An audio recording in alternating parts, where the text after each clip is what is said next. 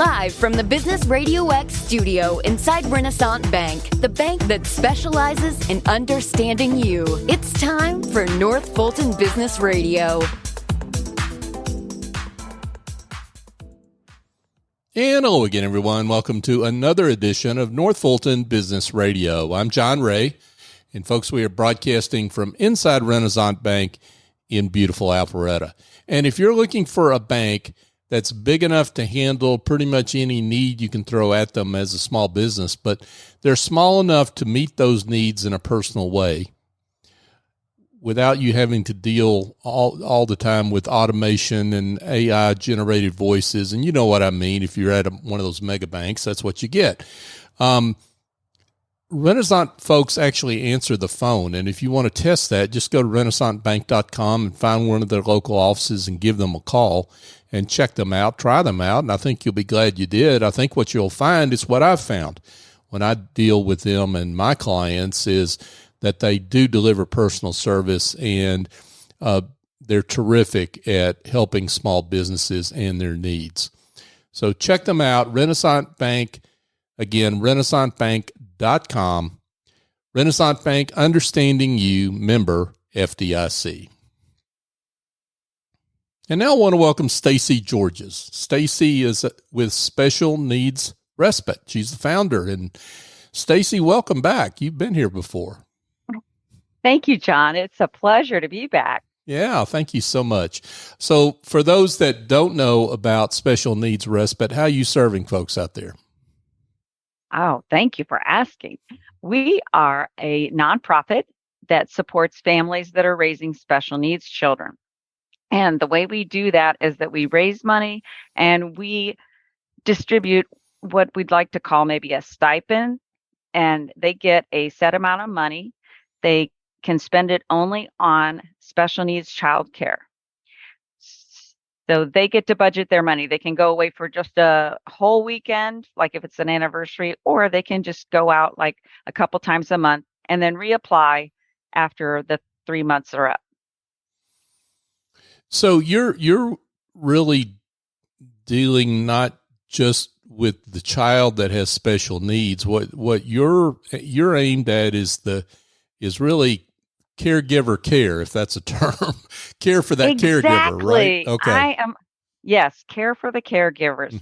We use the word respite because that's a government funding word that rings a bell with that group. But I usually have to explain that respite is really just a break for a 24-hour caregiver. And in this case, it's usually the parents that are taking care of a special needs child or adult. Somebody that you just can't take your eyes off of, or, some kind of accident or disaster could happen. So we want to give those parents a break because they've got a lot of stress.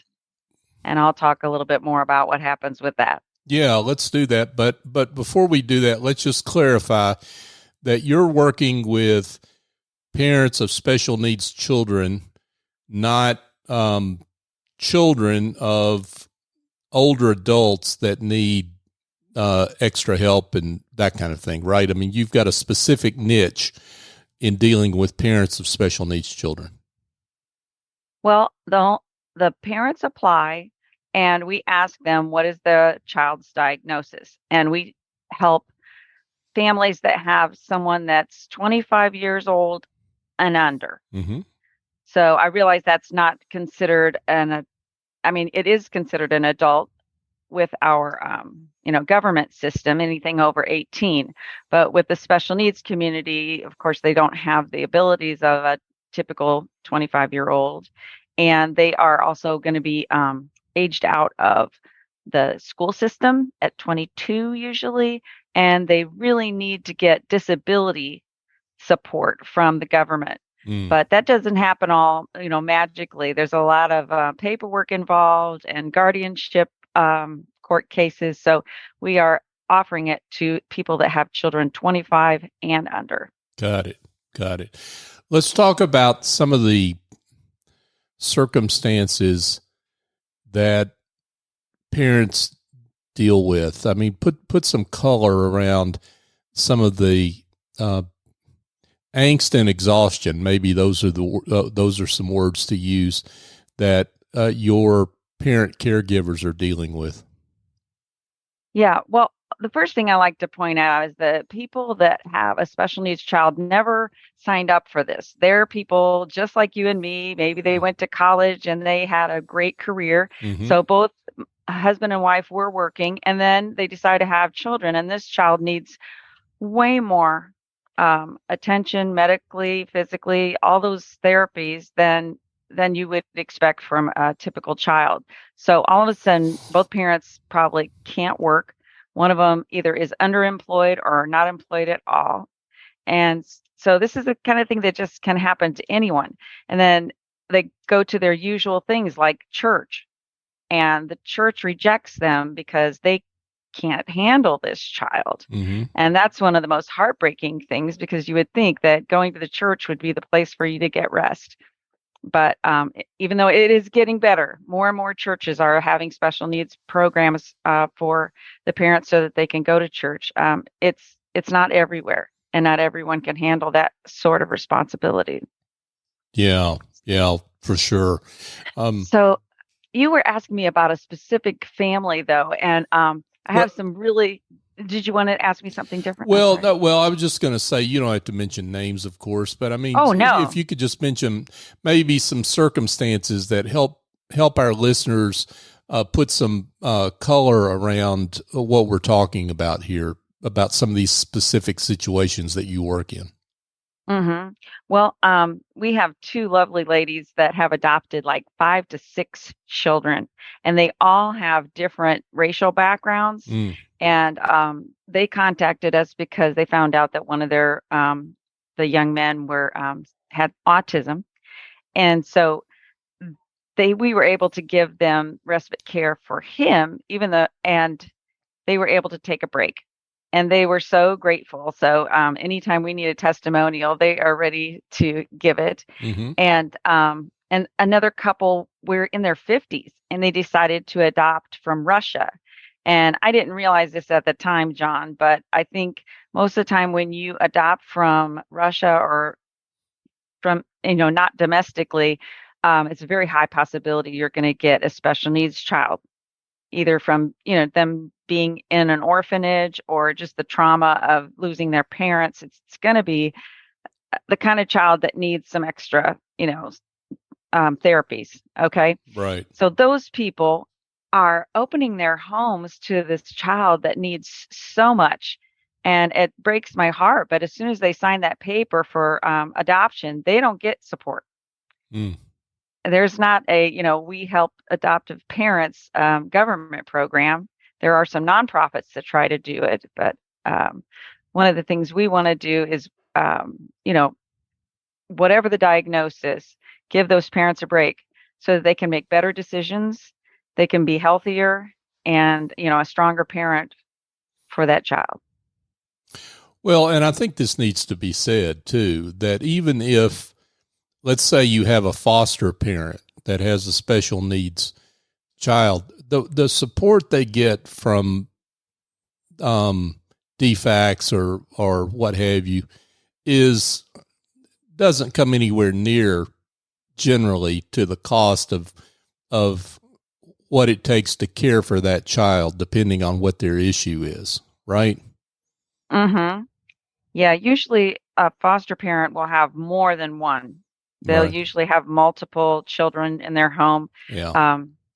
Because, like you said, there's not enough money for each child. But if you have several of them, you can maybe, get along, I guess.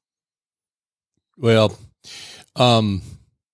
yeah, we've had some other folks that work in foster care area, and what they say is that the support is just not there. So we relative to what the size of the heart that's involved in those parents that take those kids on. Well, let's talk about what happens when parents don't get respite. Okay.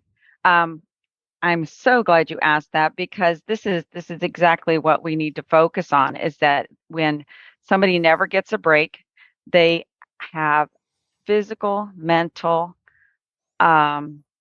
issues. And the Surgeon General just came out with this. I heard it yesterday, but it might have been earlier. But our new Surgeon General, Murthy, has said that we are experiencing an epidemic that is even more severe than COVID. And it is isolation and loneliness. And I was so excited, John, because this is something I've been talking about for years, that according to Psychology Today, isolation and loneliness shortens life equal to obesity or smoking 15 cigarettes a day. Mm. So I just got a big boost in something that I've been saying for a long time. There's a whole lot of reasons for that, but the point is that many Americans are experiencing loneliness and isolation, and when that happens, you start to get hopeless. Mm-hmm. You don't have someone around you that's encouraging you. And this happens very quickly with a special needs family because, like I said, they get rejected from church. They even just go into a playground. The other parents don't know how to handle this child that's, maybe running wild or going up to their child, and they get worried. So all of a sudden, these parents are like, I don't think I even want to go out. Mm. They can't just take them to a restaurant because if they make noises and stuff, the other people at the restaurant are looking at them or, asking the manager to send them out. So all that stuff happens. Plus physical for people that have, a child that they have to lift. That is a very common thing. Migraine headaches and back injuries. And if you think about it, one of the most common things is sleep deprivation. Mm.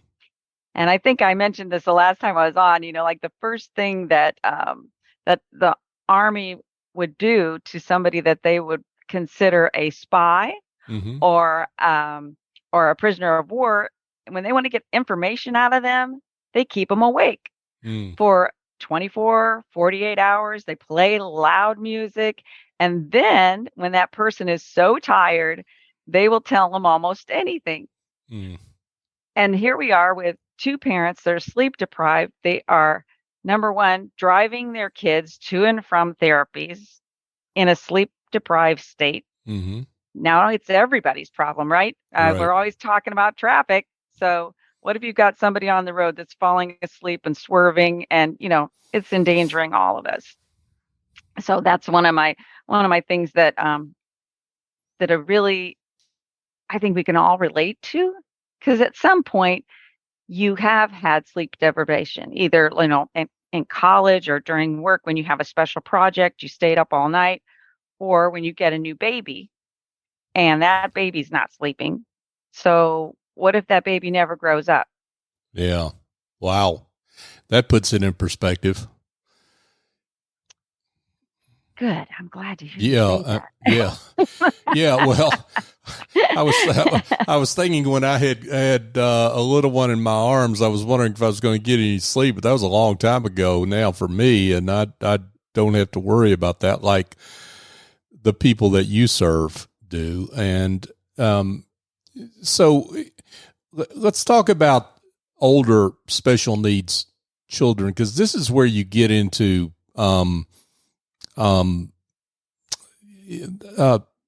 even further issues as parents age and have further difficulty keeping up with that child of theirs, now adult of theirs. Talk about some of those issues, because I'm sure you have families like that as well, right? Yes. I think one of the biggest challenges is when boys go into adolescence and they are stronger than the mother and they're still having what we would call a tantrum in a 2-year-old. Mm-hmm. What we call it a meltdown when we're talking about special needs people, dysregulation, when they have lost their self-control and they literally feel like they're fighting for their life. So, they've got that extra burst of energy and mom can't handle them anymore. So that's a real challenge in the special needs community. it's getting better. I always say that because I've been doing this for 20 years now, and I see that now there's actually behavioral therapists that will come to your home and help train your child. Mm-hmm. But even so, like you said, what happens when mom and dad are too physically disabled themselves to care for this child? Right. And sometimes that means they, have to put them into a group home. Mm-hmm. And that's getting better too, John. I like to be positive about this. There are more and more places where people are taking a rental property and they're making it into a home for adults, so that, there are caregivers going in and taking care of these adults so that they can live in the community. So those are all helpful, but everybody needs to have end of life plans. And this is like a special needs trust. Mm-hmm. And I know when we hear trust, we think of people that have a trust fund, and we think of, the Rockefellers, or, Donald Trump's children might have a trust. But we all need a trust when it comes to our children that can't take care of themselves. Mm-hmm. Who's going to take care of this child? Who's going to make the medical decisions for them? So we do work with several different attorneys that are willing to help make those end of life plans. It's just hard to convince people because nobody wants to talk about that. I don't want to talk about that. Sure. Sure. But most people will see that you don't have to do something for your child. Yeah. Yeah. Yeah. And you don't want to make those decisions when you're incapacitated, near the end of your life, and you don't want to make those decisions then. You want to make them in a much more calm and thoughtful way. So, for sure. So let's talk about, the services that you provide. I mean, specifically, let's say, someone calls you up and says, "Hey, Stacy, I've heard of you and I've got this issue. What can you do for me?" How do you answer that question? Okay. Well, first I would say you got to go to the website and fill out the application. Mm-hmm. And I am so happy to say that our application takes about 15, 20 minutes. Anybody that has a special needs child has probably done applications that take a year. And, it's just thick as a book, etc. And our goal is to make it as easy as possible. So it's not difficult to fill out the application, and you just go to specialneedsrespite.org, and we make it as simple as possible. There's a big old block that says get help. Mm-hmm. Click. And then you'll see apply in blue letters, and you click there. So we ask them the diagnosis and if they have any other funding. So, for example, one of the questions that I'm always thinking, if I was trying to decide if I gave to a nonprofit, I would say, well, don't my tax dollars pay for this? So here's the answer: is there is a program, but it's way underfunded. And we'll talk about that in a second. But we ask them, do you have the now waiver, which helps pay for respite care? Mm-hmm. If they say no, we encourage them to apply for that. Because after you take a year filling it out, then you get put on a wait list. And we know this. But special needs respite can give them smaller periods of time. And I say it's like, giving them hope. Mm-hmm. While they're waiting. They can get those, date nights or maybe a weekend away while they're waiting on that wait list. So that's the way it works, is that, they apply, they give us this information, and then we ask them, do you have your own caregiver? And if they do, we will pay that caregiver. Okay. So we don't tell them who they have to use. I think it's always should be the parent's choice, and the parent should vet this caregiver. Okay. And if they say they don't have a caregiver, we do have another organization that we refer to. Mm-hmm. And again, the parent meets the caregiver. The parent decides whether this is a good match. So never do we force a family to use a specific caregiver. And I know that's a concern for most parents. I mean, so many people that I've met, they say, oh my gosh, we've never been anywhere since Junior was born. Mm. And one of the reasons is because they're afraid maybe he doesn't communicate well, and they're afraid that something might happen and they won't even know it. So that's how it works. Got it. Okay. So you rely on outside support. Obviously, you're a nonprofit, 501c3. Let's talk about the support you receive, who supports you, who listening to this show ought to be interested. Let's put it that way, and events you have coming up and that you have regularly throughout the year. Right. So I know since you're called Business RadioX, you probably have some business owners that are following you. And Sure. I would say that, almost everybody knows somebody who has a special needs child at this point. And when you see someone struggling, you might think, oh, I couldn't take care of that child. I don't know how I could help. So this is my answer, is that if a business owner that has a friend or relative that has a special needs child, we would love to partner with you and set up something where we bring value to your business, whether it be marketing or I have a psychologist that wants us to educate the parents that she works with. I'm happy to do that. Mm-hmm. Whatever it may be, to bring value to your business, and you get your name out in the community. For example, like with our golf tournament, we're going to do marketing for businesses that sponsor us. And I know people see that and they say, oh, well, that business gives back to the community. I think I'll make sure that I use that business. Mm-hmm. So those are the people that we're looking for, is people that are business owners that can use their marketing dollars, or business owners that have a heart for special needs because they have a relative or a friend that is affected by it. Yeah, that's terrific. So you've got, we're recording this show here in let's say late July, early August, 2023. Here in a few months, you've got a big golf tournament coming up, a big fundraiser. Let's talk about that. Yes, we do. Oh, I am so excited, John, because when this will be our third tournament, and the first two, when I did them, the golf pro was so sweet, but he was honest with me, and he said, Stacy, we could make so much more money having the golf tournament with a for-profit, say, a big restaurant that brings all their employees for a golf day. So he told me I would never get this kind of date, but this year at Eagle Watch in Woodstock, they have given us October 9th. If you golf, you know that October is the most beautiful month in Georgia, mm-hmm. and it is one of the nicest times to play golf. So we are going to be meeting at Eagle Watch in Woodstock on October 9th, and that just happens to be Columbus Day.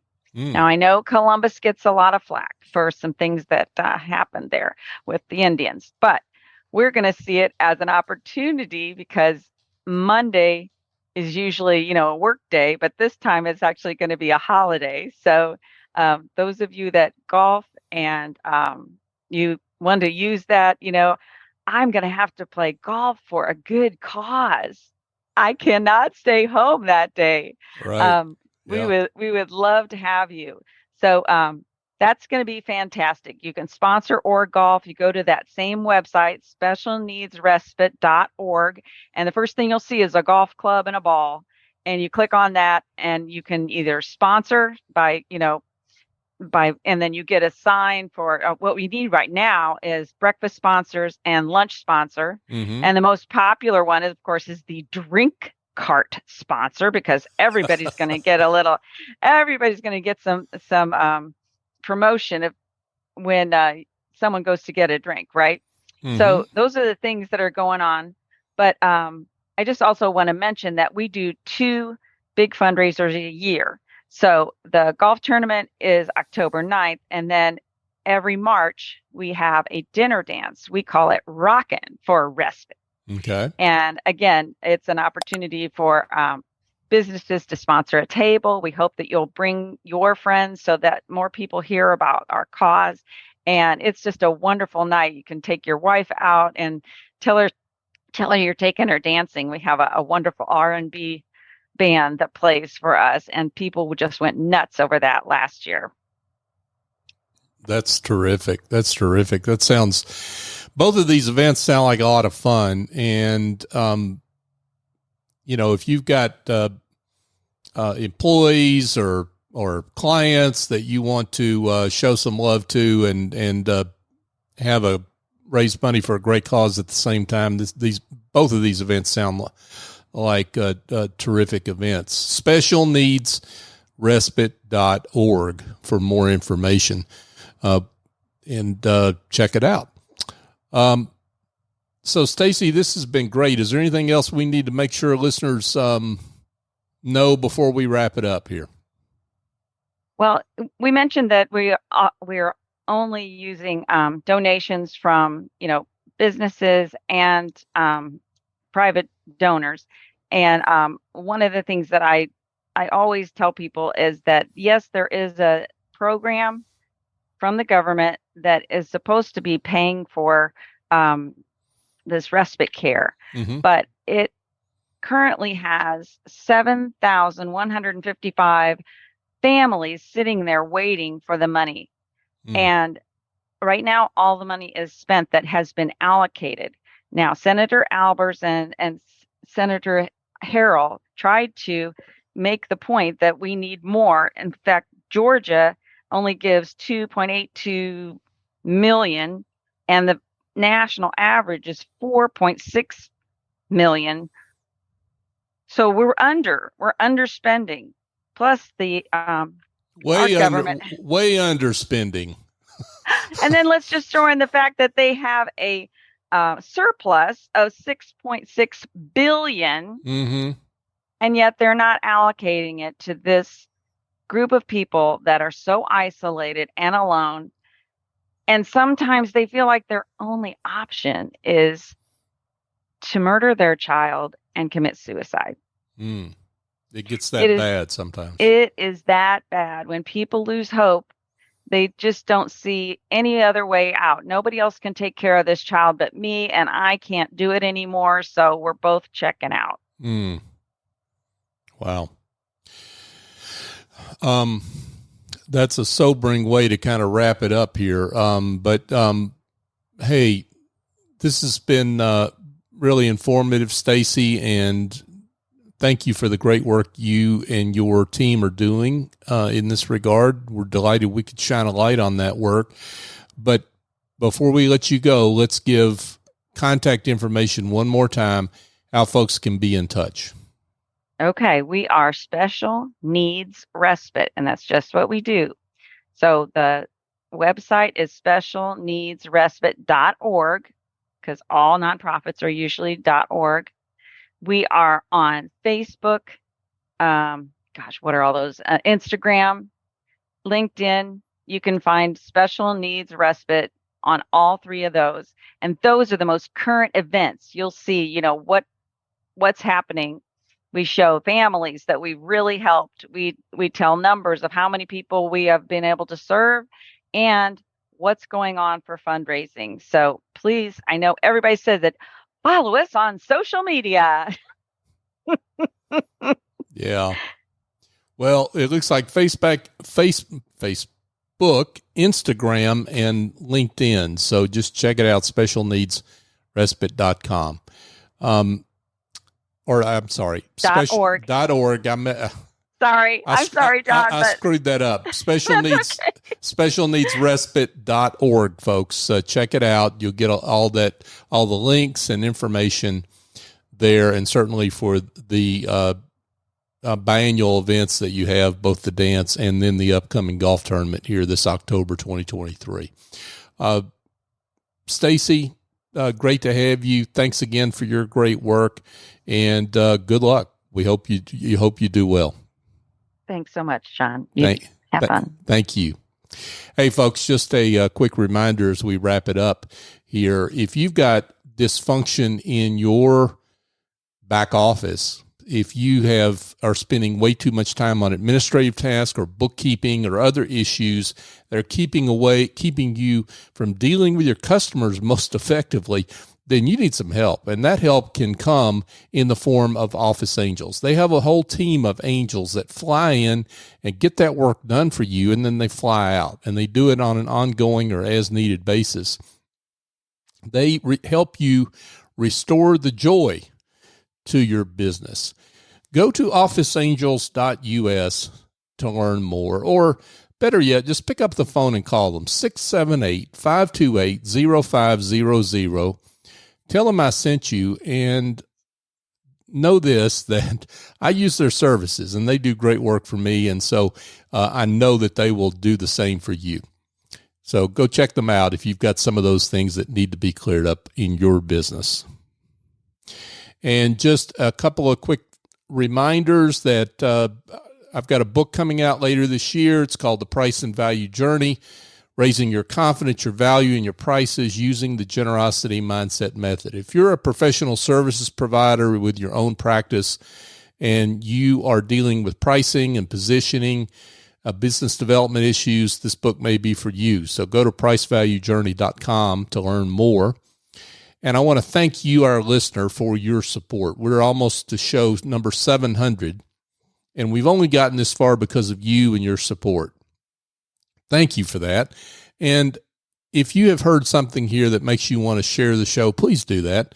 I can't imagine that you don't know a few folks that have are families with adult special needs children that need some of this care. So if you know somebody that's passionate about this particular subject, so please share the show. It helps us get the great work, the word out on the great work that community business leaders like Stacy are doing, and helps us live into our mission to be the voice of business in North Fulton. So for my guest, Stacy Georges, I'm John Ray. Join us next time here on North Fulton Business Radio.